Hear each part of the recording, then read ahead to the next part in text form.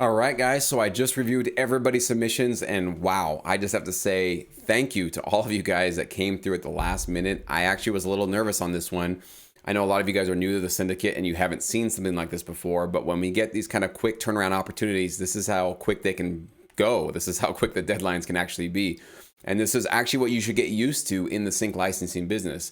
You know, a big part of being in the syndicate is you're basically getting ready for working in the real world and working into this working in this industry.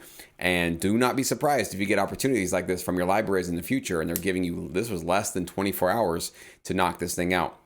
So the fact that most of you guys were, or a lot of you guys I should say, paid attention, submitted multiple tracks, and really followed the directions pretty well, thumbs up all around, guys. You really are going to come through for the client. They're going to look at us as a very stable partner that can continuously give them music in the future. So that's really good for all of us. You guys make me look really good for our client here. So I really appreciate that. And also, it's just really cool to see how many different approaches and ways you guys came to the table with this one. I think that was what was so rewarding for me, is to hear all the different approaches that you guys had.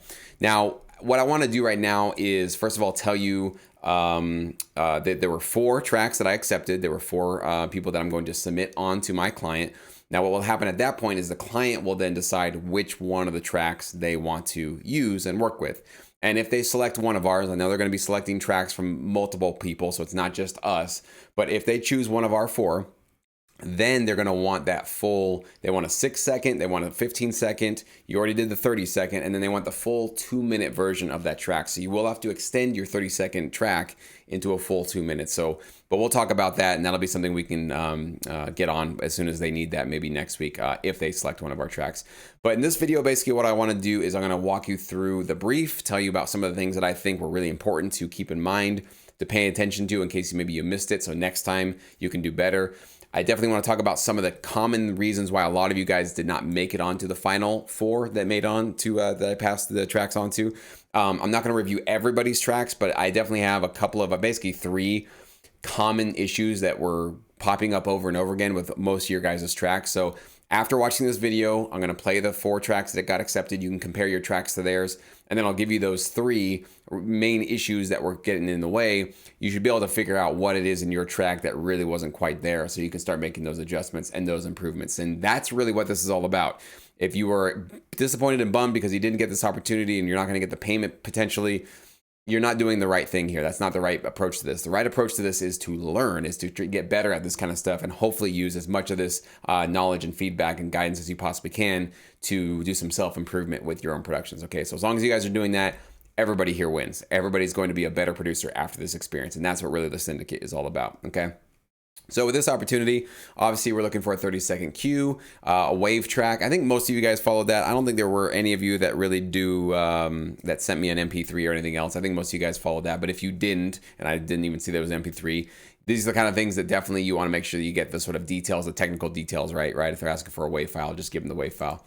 So obviously we're going in the Pink Panther-esque realm. So we're looking for that kind of classical, old school sort of a vibe. So I know some of you guys kind of went into different directions with it, and sometimes they worked out okay, but a lot of you guys kind of went into these other directions that just didn't feel like they would work for what the client was looking for. When you have Pink Panther, the old school theme song, and then you get a word like classic in there, pretty much is what they're saying is that we want this old school classical orchestral instrument sound with this track. Okay, so that's basically what they were going for with this. Almost like kind of the old school jazz feeling. That's really what they were going for, right? And they're looking for sneaky character theme. So again, sneaky is the big word that I took from this, but not sinister. So they didn't want it to be evil. So it's sort of a fine line there of it needs to be sneaky. And I think the biggest word that for me, I put into this when I was reading the brief is mischievous, right? Some like a Dennis the Menace, some kid about to get into trouble. Innocent, not trying to like torture a kitten or anything like that, but he's about to do something kind of mischievous, and it's a little bit playful and it's a little bit naughty. So it's got that little element, tiny little element of danger, but more playful and fun. Okay, so I think that's really what they were going for. Obviously, you should have listened to this theme and checked out what they were doing there. They hope to extract a character chime or a mnemonic from the cue. So think of a beginning or ending of the piece, or beginning or ending the piece on something that feels character reveal-y, sort of like a sonic branding thing. So some of you guys did this, not a lot of you guys. This is a trickier one, but you think of those bells on NBC, right? Every time you hear those bells, your icon of that NPC pops into your head, and so they've sonically branded themselves that way. Or even if you think about the Netflix, ba-ba, you know, that sort of like double hit thing, like that's when you hear that sound, you just immediately think of Netflix. So they were maybe thinking if you could put together something in the beginning or maybe at the end that kind of gives it this sonic hook, then that might be something useful. And I know some of you guys did it. Not everybody did though, and that's okay.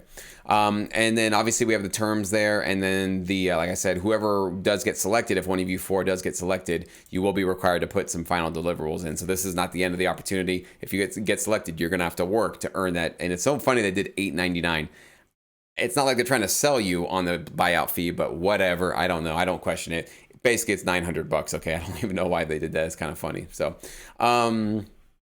anyways, and then you can obviously, I had the comments there that kind of showed you the picture and some just other ideas with the characters. So some of that stuff sometimes helps. For me, it doesn't usually always help. For me, it's the music. I really just kind of focus more on the music more than anything else. So what I want to do right now, though, is I'm going to get our accepted tracks. I want to make sure I bring them up here in order so we can kind of take a listen to them. Let's see, there's my thing. Okay. So if we can show ourselves right there, now we can see these 4 tracks. So these are the 4 that made it on to the client. So Tom Kincaid, yours, Rona the Rogue was one of the first, and an excellent job, man. These are not in any particular order. These are just the ones that, they just showed up on my download screen. So it's not from like the best to worst or anything like that. They're just random. They all got passed on to the client, so they'll all be reviewed. And in fact, I already got some feedback saying that the guy loved it. So they're just loving those. So does that mean they're going to select them? I don't know about that, but definitely thinking that, hey, we delivered for them. And that's really the step one for all of this stuff, right? All right, Rona the Rogue. Let's take a listen, man.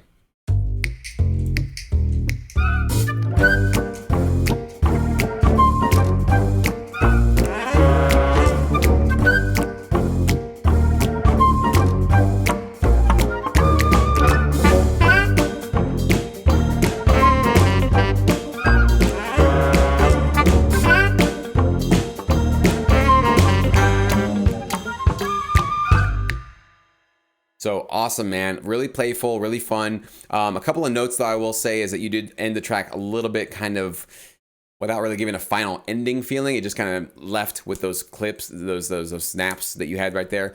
And we also ended the track pretty early compared to the 30-second there. We did need this to kind of last a little longer, closer to that 30 seconds. So a couple little bits of information, but I think your track was strong enough that I decided to obviously forward it on.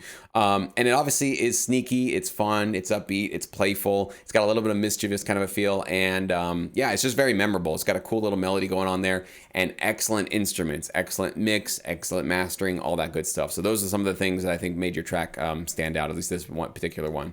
And don't worry, I will get to those 3 things that kind of didn't work out for a lot of your guys' submissions. But for right now, I want you guys to kind of hear the sort of shining examples of really high quality licensable tracks that follow the directions, so you know now what to kind of compare to if you want to. All right, Craig Irwin, you were the second one here with your Sneaky Sneaks track. Let's take a listen.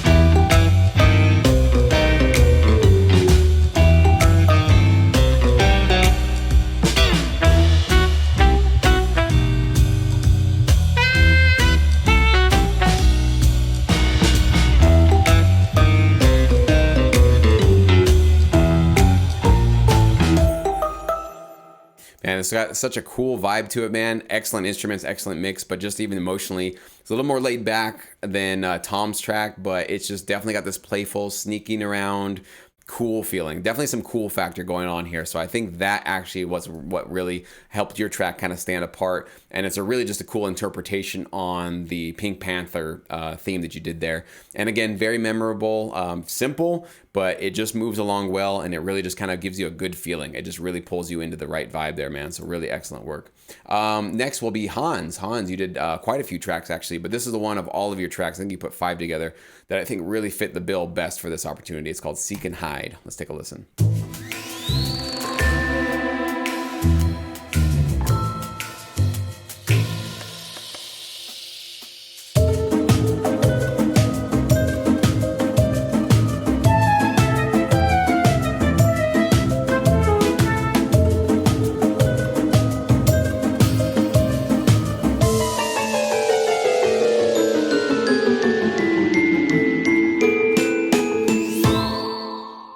Excellent work, man. What I like about this is that it's definitely got more of an kind of an innocent, playful vibe to it. I mean, it definitely feels a little more youthful than the other tracks, but that's one of the reasons why I think this should be included here, because if they want a little bit more of that youthful, playful, comical, I guess is another way too. It's got some comedy in here as well. But one of the things I really liked about it is it's very visual. As I was listening to your track, and I even heard this rain stick that you have in here.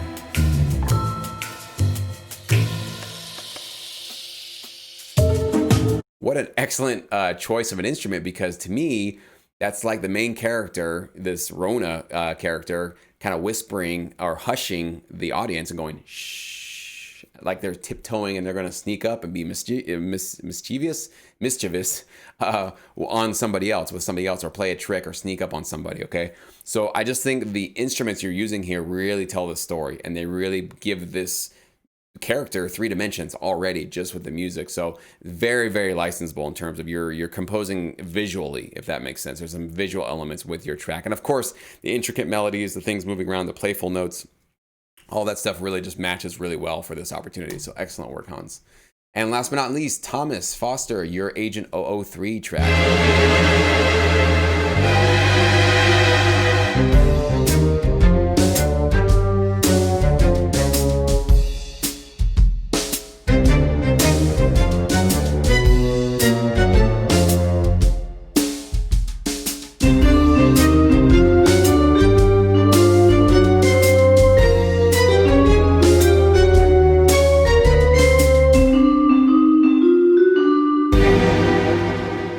It's so great what you did with your strings. I mean, the way that you compose these strings, they just feel so live. It's like you really went into an orchestral chamber and recorded them, or a jazz club or something, and just recorded real instruments. So you've got this this great talent with your string composition, man. So excellent work there. It definitely feels sneaky. It feels mischievous. I like the breaks that you have too. Sometimes you'll have the music playing and then just kind of cuts out and it's just the drums. I like that sort of call and response. It kind of gives you a little sense of like, ooh, anticipation, what's going to happen. So just some really cool, interesting choices you made here. The instruments, everything sounds great. I love the low, warm bass you have there. I mean, especially with this jazz sound, that that low, warm bass. You really brought that out with this mix, and it's really dominant. And it's pretty much what should be dominant in this kind of a genre. So it sounds really, really great, man.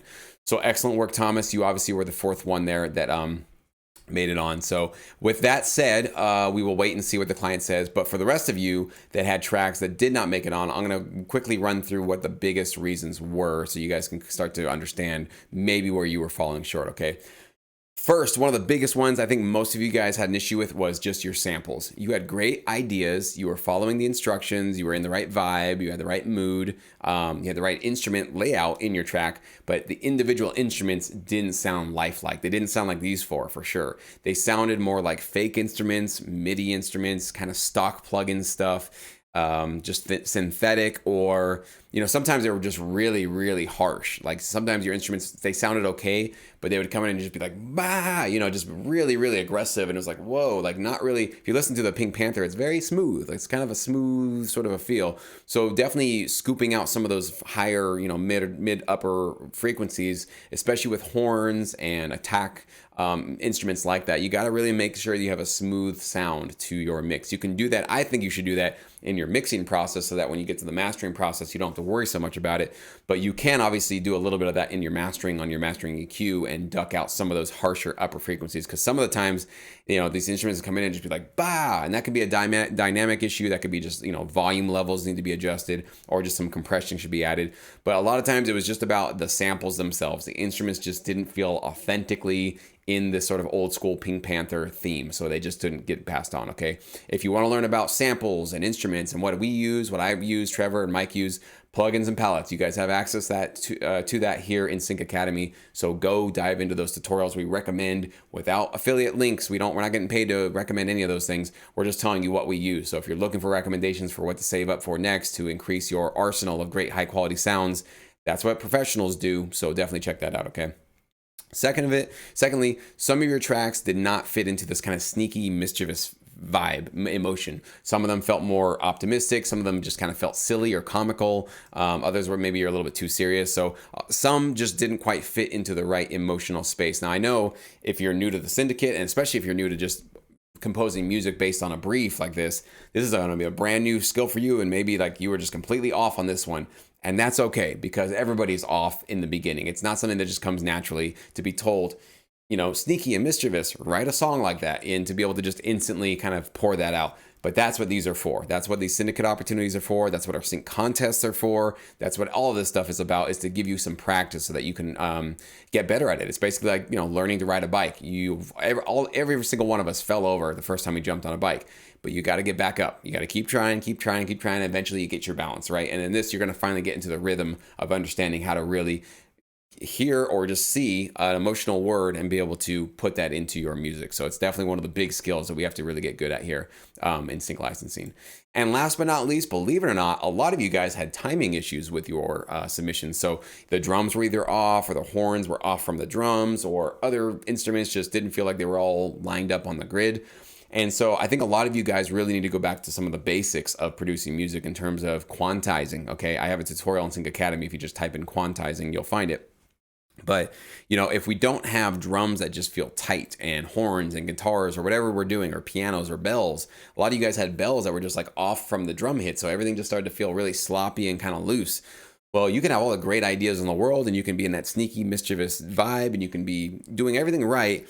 But if the execution of your instruments is off, it just isn't going to go far at all in this business. It's going to get rejected right away, because even if somebody can't articulate it like I am, telling you that like it's your rhythm, it's the actual where you're lining things up is what's off, they just won't take your track, because they'll say, I don't know, I just didn't feel good about it, right? Even somebody who's very non-musical, who can't explain this in musical terms, they'll just reject your track because it just won't feel right to them. It'll feel off, uneasy, like, you know, it's just not solid. It's not built on solid ground. And it's not, because, you know, you guys know that your drummer and your bass is the backbone of your track. So definitely, if you're having issues with timing and making sure things are on the grid, you got to go back to quantizing things and just making sure that at least your drums and your bass are really solid. So you can have a little bit of flexibility when you have, like, you know, piano and guitar and bells, and having a little bit of a human kind of interaction with it, so it doesn't feel exactly like robotic. That's for sure good. But I mean, if your drums and things just aren't really working and they're kind of sloppy, the whole track just starts to really suffer. So it's one of those things that we really need to kind of go back to the basics and make sure we get that right. Then we can move on to figuring out how to get the emotions of things right, and how to get mixing right and mastering right? So those are kind of more on the basic side of things, and that's okay. If that's where you are, just accept that that's where you need to be, and that's where you need to put your mind and your focus, okay? So with that said, again, I can't appreciate you guys enough. I can't say thank you enough for all the hard work and all the submissions we got. I don't even remember how many we got, but we got over 30 or 40 submissions in a matter of less than a day, less than 24 hours. That is unbelievable. And that gives me a lot of confidence that if we do get opportunities in the future, you guys, especially a lot of you guys that are just joining us in the syndicate in the last couple of weeks, you guys are ready to work. You guys are here. You guys are alert. You guys are getting your notifications, and you're participating. So thank you guys so much. And I really hope you enjoyed something. You four, hang tight. I'm going to definitely be posting the updates for this opportunity in the next couple of days. And if you were selected, get ready to work, and please be ready for that. And we'll make sure that we get you all paid up and get you under contract. So with that being said, guys, thank you so much. I'm wrapping up my rock metal album. We've got, I think, 8 tracks done, so we just have a couple of spots left there. And I know that I think there's a couple of opportunities still going on with either Mike or Trevor. So a lot of stuff for you guys to definitely check up on. And then as soon as all of that is done with my opportunity, we'll move on to the open review, where then you can post any one track that you'd like to, and then I'll do a video review on that. Okay, so that's coming up for sure. I'd say within the next week or two, we'll probably wrap up this rock and metal one pretty quick. So with that being said, guys, have a great, fantastic rest of your week and your weekend.